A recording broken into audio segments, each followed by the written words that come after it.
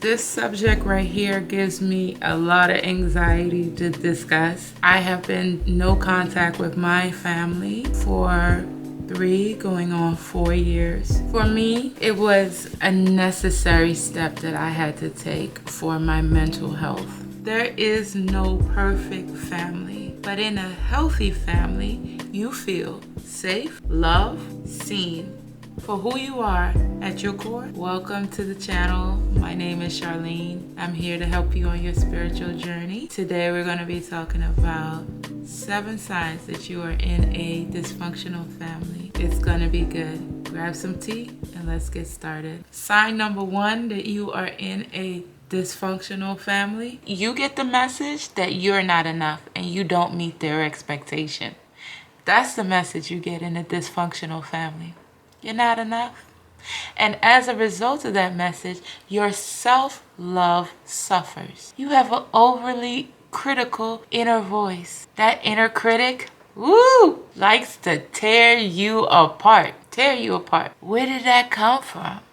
That came from your dysfunctional family. What they didn't tell you is that you are enough. Why? God says you're enough. You're so special. You're so unique. You are the apple of God's eye. Want me to prove it to you? Sure will. Take a look at your fingerprint. There is no one on this planet that's going to have your same identical fingerprint. Not only that, there is a 1 in 64 billion chance that someone will have your exact fingerprint. 64 billion. There are only 7 billion people on planet Earth. So who told you you weren't enough? Because they lied to you. You're enough. Number 2, you were misunderstood. They would call you the bad one, the troublemaker, none of which you were. They didn't even know who you were. You were so misunderstood. My trauma specialist says this is something that she sees very often. What she sees in her practice is that there is so many people who have had a dysfunctional family who are raised to think that they were bad. I was misunderstood. They didn't understand who I was at all. Honey, they ain't even know me. I remember having a conversation with my stepmother and telling her the things that had deeply troubled me. At the end of that conversation, do you know what happened? She decided I was too sensitive. No, not the abuse that I endured was too much. I was too sensitive. Which made me think, 1, I'm just sensitive. I'm not too sensitive. 2, in my 30s, she's just realizing that I'm the sensitive one. Who did she think she raised? I was probably the bad one in her eyes. Totally misunderstood. Number 3, you felt invisible. They didn't have time for your feelings. Didn't have time for you. Too busy. You just inconvenienced them. No one had time to see if you were okay. No one cared when you would cry. You wouldn't get comforted. Any reassurance. You felt invisible. Did they even see you? Number 4, you have a constant fear of being discarded, leaving you with abandonment issues. When a parent or caretaker does not provide the child with consistent, say it with me, consistent warmth and attentive interactions, it leaves the child with a chronic feeling of fear and stress. In my household, I was always 1 step away from being sent back to Jamaica. I would have uncles drive down from out of state to tell me to pack my bags. I was going back home constantly. So what you will notice is that you have this fear of always being discarded. It creates this abandonment issue within you.